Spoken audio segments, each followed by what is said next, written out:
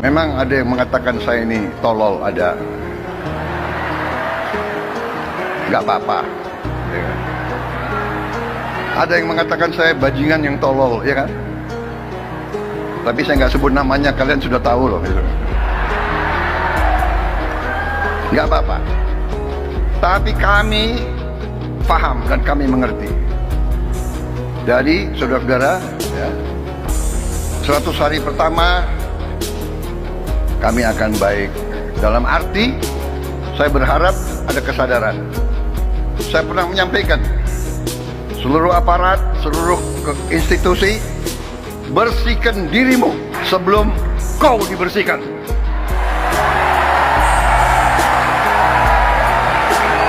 Dan saya ingatkan semua aparat, kesetiaanmu adalah kepada bangsa negara dan rakyat Indonesia.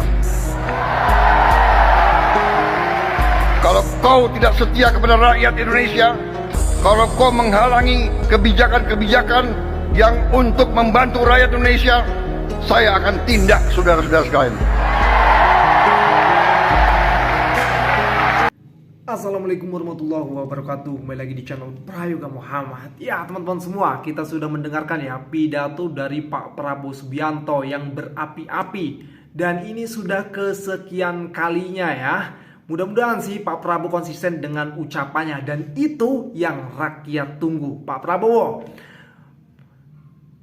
kami siap mendukung Pak Prabowo. Yang rakyat inginkan itu tindakan Pak Prabowo sesuai dengan ucapan Pak Prabowo, yang dimana Pak Prabowo ingin membersihkan orang-orang yang kotor dalam pemerintahan Pak Prabowo.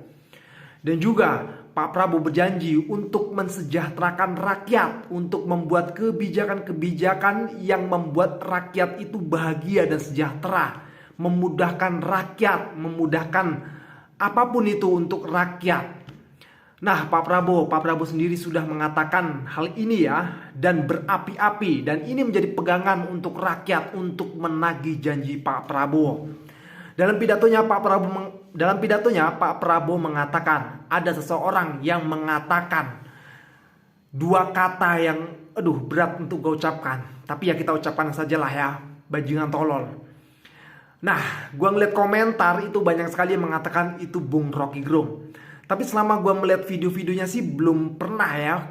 Rasanya Bung Rocky Gerung nggak mengatakan seperti itu. Nah, mungkin kalau untuk Pak Mulyono memang iya, seringkali Bung Rocky Gerung mengatakan hal itu untuk Pak Mulyono. Tapi kalau untuk Pak Prabowo sepertinya belum ya teman-teman semua. Ya mudah-mudahan enggak gitu ya. Karena ini masih menunggu 100 hari kerja Pak Prabowo. Dan sudah ada yang berkomentar juga mengenai 100 hari kerja dari Pak Prabowo Subianto. Yang dimana banyak di situ para menterinya yang dinilai kurang kurang pas gitu, yang dimana rakyat juga menginginkan untuk direshuffle gitu, diganti gitu. Dan juga kita tahu lah ya, kabinet gemuk Pak Prabowo yang bisa jadi memungkinkan memakan anggaran yang banyak. Bagaimana dipangkas saja, nah itu juga yang rakyat inginkan gitu loh.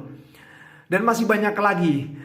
Jadi pidato dari Pak Prabowo, kita sangat bahagia dan senang Pak mendengarkan pidato dari Pak Prabowo ini. Berapi-api, menyala, dan itu membuat sepertinya negara ini bisa berubah gitu loh. Bisa menjadi lebih baik.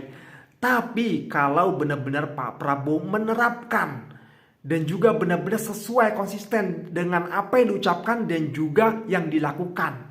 Jadi nggak hanya sekedar omon-omon Pak. Jadi kita sangat mendukung Pak. Sangat mendukung sekali Pak. Kita menginginkan negara Indonesia ini menjadi negara yang baik Pak. Kita itu sudah bosan sekali Pak dengan apapun itulah yang dikatakan oleh pejabat yang kadang gak sesuai dengan ucapannya. Belum lagi hukum yang carut marut. Banyak juga persoalan yang gak selesai. Seperti pagar laut tuh belum ditentukan siapa tersangkanya. Begitupun dengan Harvey Moise yang katanya mau dihukum 50 tahun, nih mana sampai sekarang belum juga terdengar. Dan masih banyak lagi, malah ditambah LPG juga Pak. Aduh, kacau kadang-kadang Pak. Dan rakyat juga kadang jengkel Pak. Jengkelnya gimana? Kadang-kadang itu yang membuat ulah pemerintah, tapi seolah-olah yang menjadi pendekar kesiangan itu malah pemerintah juga gitu loh. Terus rakyat juga mengeluh-elukan. Memang rakyat itu mudah tersentuh sebenarnya Pak. Kalau Bapak bisa melakukan sedikit saja kebaikan itu, rakyat udah sangat berterima kasih Pak. Apalagi kalau Bapak membuat banyak kebaikan, mensejahterakan rakyat, memudahkan rakyat gitu loh. Tidak mempersulit dan lain sebagainya. Membuat hukum ini tegak lurus tanpa ada yang ditebang pilih gitu ya. Semuanya pokoknya sama. Keren Pak. Koruptor juga harus dihabisi Pak. Maka dari itu saya Pak, selaku konten kreator dan juga orang-orang yang menonton video ini mendukung sekali apa yang dilakukan oleh Pak Prabowo. Kalau itu untuk kebaikan rakyat Pak, kita akan mendukung sepenuh hati. Mantap dan lanjutkan. Oke teman-teman semua, gue rasa cukup ya. Kalian langsung saja komentar di bawah ini, tambahin ya, biar mudah-mudahan pemerintahan Pak Prabowo ini menjadi pemerintahan yang lebih baik tanpa ada campur tangan dari Bapak Mulyono. Sekian dari gua, Proega Muhammad. Wassalamualaikum warahmatullahi wabarakatuh. Halo Pak, Bapak tadi Bapak sebut akan dibersihkan setelah 100 hari kerja. Itu maksudnya ada reshuffle atau gimana sih Pak? Bahasa Indonesia kan jelas kan? Diartikan sendiri aja ya Pak? Jadi begini, kita ingin rakyat menuntut pemerintah yang bersih, yang benar, yang bekerja dengan benar. Jadi saya ingin tegakkan itu, ya. Jadi kepentingan hanya untuk bangsa rakyat, tidak ada kepentingan lain. Yang tidak mau bekerja benar-benar untuk rakyat, ya saya akan singkirkan, ya. Mau lebih jelas lagi? Boleh Pak. Ya. Mana nih kasus Harvey Muiz yang katanya mau banding hukumannya jadi 50 tahun? Nggak ada, hilang kasusnya. Seperti yang udah kita duga, koruptor itu dilindungi di negara Konoha. Kalau uang udah bermain, udah semuanya rata. Korupsi 200 triliun lebih, bahkan hampir 300 dengan hukuman 6,5 tahun, cok, dengan denda tidak lebih dari 1 miliar.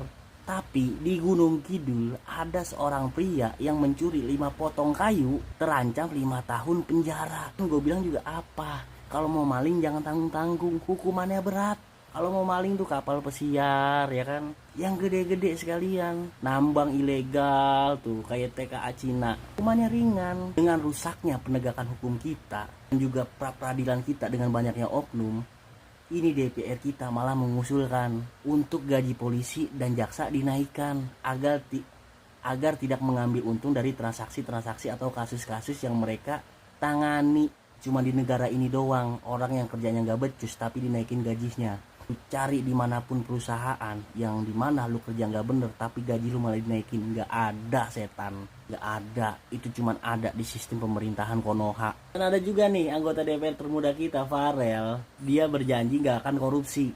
Katanya dia takut dosa dan takut dihisab di akhirat. Dulu Julian Batubara juga berjanji seperti itu. Cuman yang bangkainya dia malah korupsi di saat negara dalam krisis COVID. Yang dia korupsi itu dana bantuan sosial. Bisa pakai janji-janji ya. Gua lebih percaya orang bisa terbang sekarang ketimbang para pejabat kita ngomong saya tidak akan korupsi.